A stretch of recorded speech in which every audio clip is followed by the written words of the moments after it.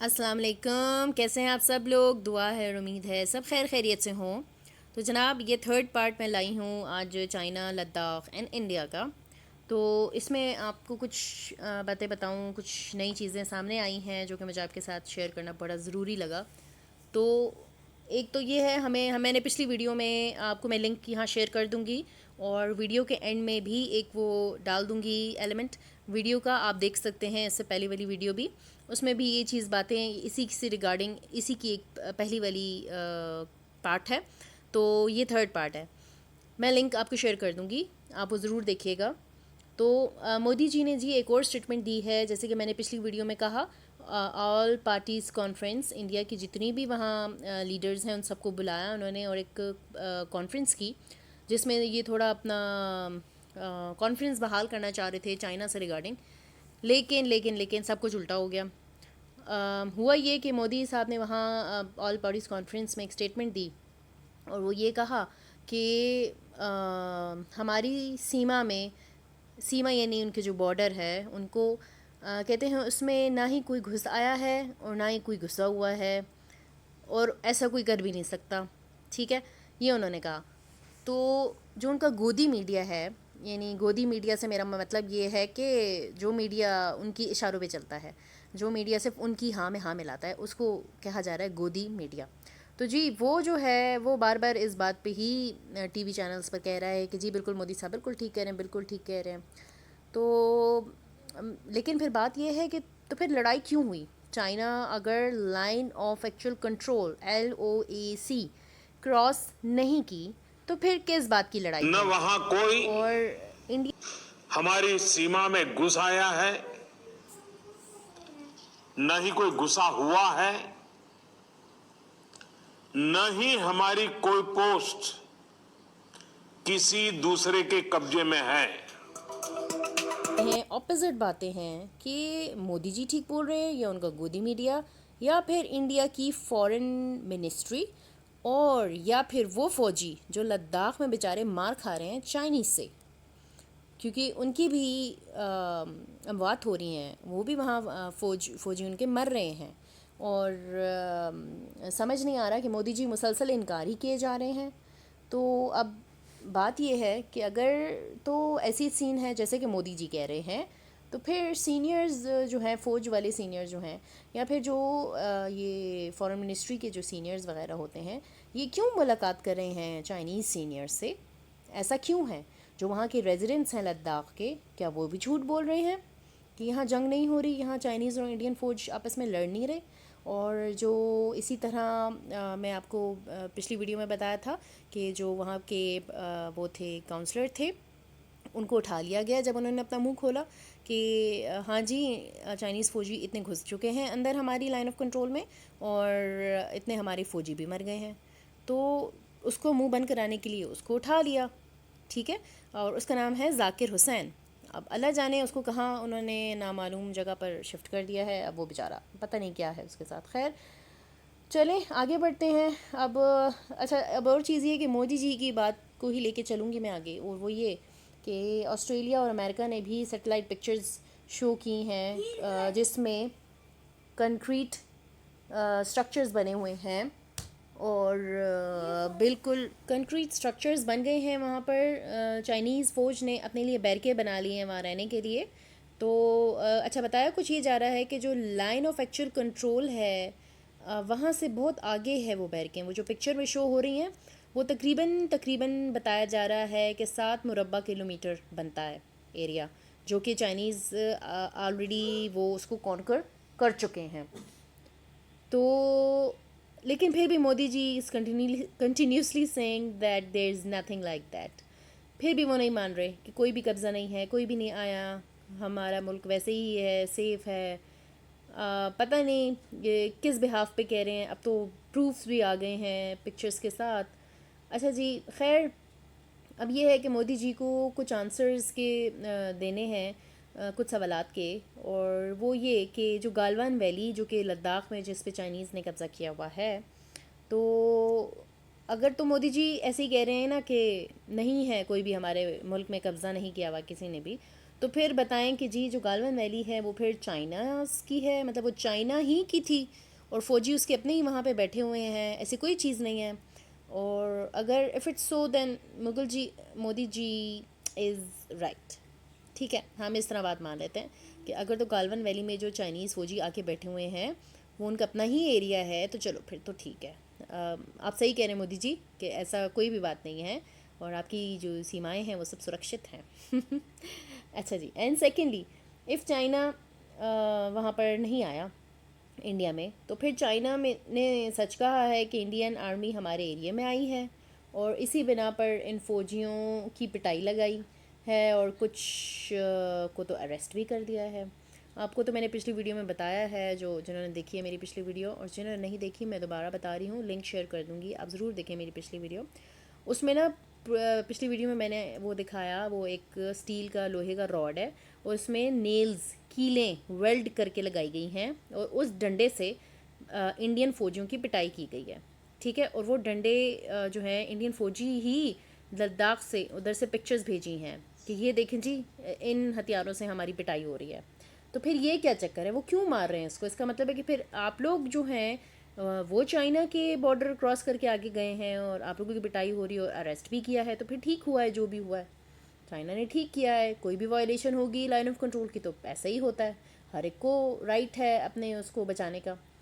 चले मोदी जी से सवालात पूछे जा रहे हैं, जैसे कि सोनिया गांधी के अलग सवालात थे जो पिछली वीडियो में मैंने आपको बताए, अब राहुल गांधी ने भी कुछ सवालात उठाए हैं और वो ये हैं कि चाइना की एग्रेशन के सामने मोदी जी ने घुटने टेक दिए हैं और इंडिया का इलाका चीनियों के हवाले कर दिया है, यानी यही लद्दाख के बारे में बात हो रही है। अब मोदी मज़ीद अंधेरे में हमें ना रखे और बताए कि हमारे फ़ौजी क्यों मारे गए।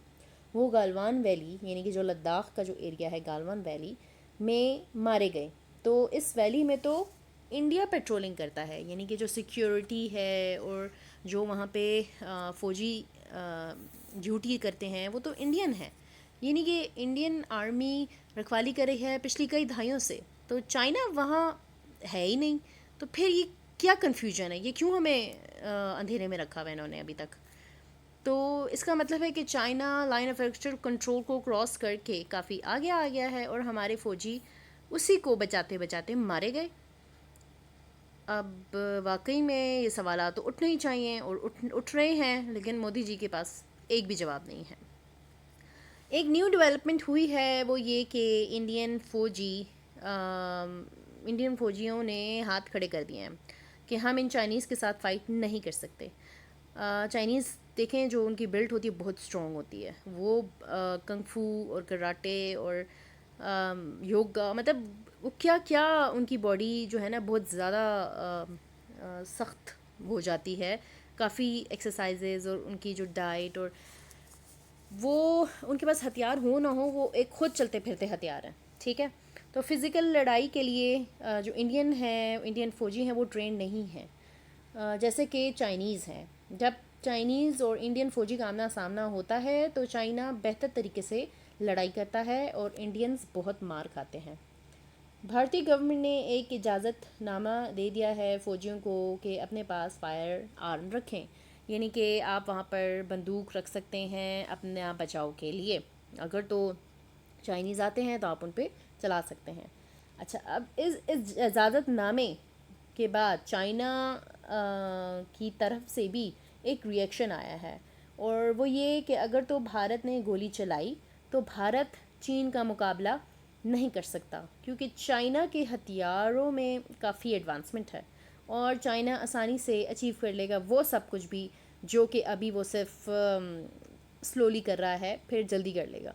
तो जो भी वो तो जी जो रूल्स ऑफ इंगेजमेंट की बात मैं कर रही थी वो ये कि इंडिया और चाइना के बीच में एक एग्रीमेंट हुआ, एक पैक्ट हुआ, एक राइटिंग हो गई थी जिसमें था कि यहाँ इस बॉर्डर पर कोई भी किसी भी किस्म का हथियार और किसी भी किस्म की गोली, किसी भी किस्म का बम कुछ भी नहीं चलेगा। ठीक है, तो इसका मतलब है इंडिया वो वायलेट कर रहा है। सो अगर इंडिया वायलेट कर रहा है तो फिर तो चाइना के भी हाथ आज़ाद हैं, वो भी करेगा। चाइनीज़ तज्ज़ियाकार कहते हैं कि पाकिस्तान का मुतालबा कश्मीर के हवाले से जायज़ है और इंडियन इल्लीगल एक्सपेंशन जो की गई है कश्मीर पर या उन इलाकों पर जहाँ पे इंडिया ज़बरदस्ती बैठा हुआ है, तो फिर वो भी इल्लीगल है और अब टाइम आ गया है कि अब फैसला कर लिया जाए। ठीक है, तो ये चीज़ें जो हैं अब इंडिया को फेस करनी पड़ रही हैं क्योंकि पाकिस्तान के साथ तो जो करता सो करता था, लेकिन चाइना तो फिर चाइना है ना। ठीक है, ओके। अच्छा, एक और ज़बरदस्त चीज़ ये हुई या अफसोसनाक चीज़ मैं समझती हूँ इंडिया के लिए है और झटका लगा उसको, वो ये कि अमेरिका जिसके बारे में उसकी यही सोच रहती है कि जी वो तो इनका सबसे बड़ा सपोर्टर है, तो वो ये कि इंडिया के ख़्याल में अमेरिका इंडिया के लिए हेल्प के लिए आ रहा है। मेरी पिछली वीडियो में अगर आप चेक करें, मैंने उसमें बताया हुआ था कि अमेरिकन जो एयर फोर्स और नेवी और जिनकी शिप्स वगैरह थी वो पैसिफिक ओशन में आ रही थी चाइना की तरफ। तो जी पता चला कि इंडिया बड़ा खुश हो रहा था कि वो हमारी हेल्प के लिए आ रहा है, चाइना पे दबाव डालने के लिए आ रहा है, बट मामला बिल्कुल बरअक्स था। और एक्चुअली में हुआ ये कि अमेरिका ने मैसेज दिया चाइना और रशिया को कि मिल के पीस सेटलमेंट करते हैं, जो कि पूरी दुनिया में एटमी हथियारों के अदम फैलाव जो हो रहा है और काफ़ी ज़्यादा अब एटम और हथियार और इन सब की रोकथाम के लिए हम तीनों मिल के एक सेटलमेंट करते हैं। ठीक है, अच्छा, अब क्या हुआ कि चाइना को इन्होंने पहले भी एक ऑफ़र दी थी, बट उस टाइम चाइना ने कबूल नहीं की थी। ठीक है, तो इंडियंस को अब इस चीज़ पर बहुत आग लगी हुई है और वो चीखें मार रहे हैं, उनको बड़ी तकलीफ़ हुई है कि अमेरिका तो अपनी ही किसी खरिस्तानी में लगा हुआ है, हमारी तरफ से तो इसका कोई ध्यान ही नहीं है, ना हमारी तरफ जो हमारे साथ हो रहा है ना उसकी तरफ कोई ध्यान है, ये तो अपनी में कोई सेटलमेंट कर रहा है चाइना और रशिया के साथ। अच्छा जी, अब क्या हुआ कि वाइट हाउस से एक और स्टेटमेंट भी जारी हो गई कि वो भी इनके इंडिया के लिए हक़ में तो बिल्कुल भी नहीं थी। वो स्ट्रेंज्ड या फिर मैं कहूँगी कि बड़ा टेक्टफुल खेला अमेरिका ने, और वो उन्होंने कहा वाइट हाउस से कि चाइना ने जो भारत की बाउंड्रीज़ के अंदर जो कब्ज़ा किया हुआ है, जो एरियाज़ किया हुआ है उन्होंने अपने कब्ज़े में फ़ौजी उतारे हुए हैं, वो सिर्फ़ और सिर्फ एक टैक्टिक के तौर पर किया है कि जो नेगोशिएशंस के हवाले से है कि जो भी बात इंडिया और चाइना के बीच में चल रही है, सिर्फ़ और सिर्फ इंडिया को प्रेशराइज़ करने के लिए किया गया है। तो मतलब अब ये भी देख लें, ये भी इंडिया के अगेंस्ट ही जाती है और चाइना के फेवर में जाती है, और चाइना को ऑलरेडी वो इनवाइट भी कर चुका है फॉर एटमी हथियारों की सेटलमेंट के लिए। तो अब ये जो मामला है गंभीर ही होता जा रहा है ना। अच्छा जी, बस इस तरह के हालात और वाक़यात चल रहे हैं। इंडिया का काफ़ी क्रूशल टाइम आया हुआ है और वो बहुत ज़्यादा दबाव में है हर तरफ से। एक और चीज़ भी है कि जो डिफरेंट इंडियन जर्नलिस्ट हैं वो अब शेयर कर रहे हैं लेटेस्ट अपडेट्स रिगार्डिंग लद्दाख, क्योंकि ज़ाहिरी बात है अमेरिका, ऑस्ट्रेलिया, हर तरफ से जब वो आ रही हैं पिक्चर्स, और फिर लद्दाख के फ़ौजियों ने जो पिक्चर्स भेजी कि हमें इन हथियारों से नहीं बल्कि इन डंडों से, कील के डंडों से मारा जा रहा है। तो अब ये है कि जो गुलवान वैली लद्दाख में जो कि चाइनीज़ के कब्ज़े में है, अब वहाँ पर ये लोग अपडेट्स देना शुरू कर दी हैं इन्होंने, और बताया जा रहा है कि अब क्या सिचुएशन है। अच्छा जी, मैं बताऊँ दौलत बेग ओल्दी रोड, ये रोड इस रोड के बारे में मैं अपनी पिछली वीडियो में ज़िक्र कर चुकी हूँ और मैं लिंक जो ऊपर डाला है आप उसमें देखें। इस पूरी जो भी इस वीडियो में बातें की गई हैं उनका बैकग्राउंड उस पिछली वाली वीडियो में है। ठीक है, तो आप वो ज़रूर देखें ताकि आपको ये वाली वीडियो भी बड़े अच्छे तरीके से समझ आ जाए और आपको क्लियर हो जाए सिचुएशन। अच्छा, अब ऐसा है कि दौलत बेग ओल्दी रोड ये है जी एक लाइफ लाइन, बड़ी ही इम्पॉर्टेंट रोड है जो कि वहाँ लद्दाख में है, और India lost a big war. इनको समझ ही नहीं आ रहा इंडियंस को, या फिर पता है लेकिन इग्नोर कर रहे हैं इस चीज़ को, सामने नहीं ला रहे, फेस नहीं करना चाहते हैं। और ये जो रोड है ये इंडियन आर्मी के लिए लाइफ लाइन है, और चाइना ने इस पे कब्ज़ा कर लिया है, कंट्रोल पूरा अब चाइना के पास है इसका। और लाइफ लाइन ऐसे कि इस रोड के ही थ्रू इंडियन आर्मी को खाना पीना जाता था, असला जाता था, मज़ीद फ़ौजी जाते थे, जो भी था वो ये रोड ही था, और वहाँ पर ऐसा कोई भी जगह नहीं, ज़रिया नहीं, रास्ता नहीं जहाँ से ये इंडिया की फ़ौज अपनी की हेल्प कर सकें। ठीक है, अब इंडिया बहुत बुरी तरह से फंस गया, बहुत ज़्यादा। सो अब ये है कि जी अब जो पाकिस्तान के साथ इंडिया करता आया है अब तक, बार बार बॉर्डर पर फायरिंग करना, वहाँ बेचारे जो निहत्ते मासूम बच्चे, हमारे शहरी, हमारे औरतें, बड़े बूढ़े, उनको मारता था। ठीक है, अब क्या है, ये वक्त आ गया है कि अब इंडिया को पे ऑफ करना है, इंडिया को पे बैक करना है, और वो चाइना बड़े अच्छे तरीके से जानता है कि कैसे करना है, और वो चाइना बड़े ही अच्छे तरीके से करके दिखाएगा। अब ये है कि उनकी लाइफ लाइन तो ख़त्म हो चुकी है, चूँकि रोड है वो चाइनीज़ के पास है, और अब देखिए इंडिया क्या करता है, कब तक इसको खींच सकता है इस बात को। कुछ ना कुछ तो इसका रुख निकलना ही है ना। तो अब ये है कि एंड में दोबारा वही आ जाएगा बात, उसी पे ही आ जाती है कि why Modi ji is lying, वो झूठ क्यों बोल रहे हैं, और जो है वो सच सच बता दें कि ये है बात। अच्छा, हो सकता है इसके दो जवाब हैं मेरे ख़्याल में। आप अपने ख़यालात मुझे कमेंट्स में ज़रूर बताएं। मेरे ख़्याल में ये है कि मोदी जी का मानना है या सोचना है कि मैं चाइना की मिन्नत समाजत करूँगा, और मिनते तरले हाथ पाँव पकड़ कर कोई ना कोई डील कर लेंगे तो हमारी बचत हो जाएगी, और हमारी इज़्ज़त भी रह जाएगी हमारे देश के सामने। जो हमारे वोटर्स हैं, सपोर्टर्स हैं, उनके आगे शर्मिंदा नहीं होना चाहते कि जी हमारे मुल्क नहीं बचा सके। और या फिर ये है कि इंडिया एज़ यूजुअल एक गलत फहमी में है कि अमेरिका उनकी साइड लेगा, अमेरिका उनको सपोर्ट करेगा। देख लें इस सिचुएशन में भी अमेरिका जी अपनी ही एक लाइन सेट कर रहा है, और चाइना के फेवर में वाइट हाउस से स्टेटमेंट्स पास कर रहा है। तो इन सब सूरत हाल के बावजूद भी इंडिया बहुत ज़्यादा खुशफहमी में बैठा हुआ है। तो अब देखते हैं कि अगला पैंतरा क्या होता है इंडिया का, चाइना का, क्या सिचुएशन किस तरह से क्या शक्ल लेती है। Till then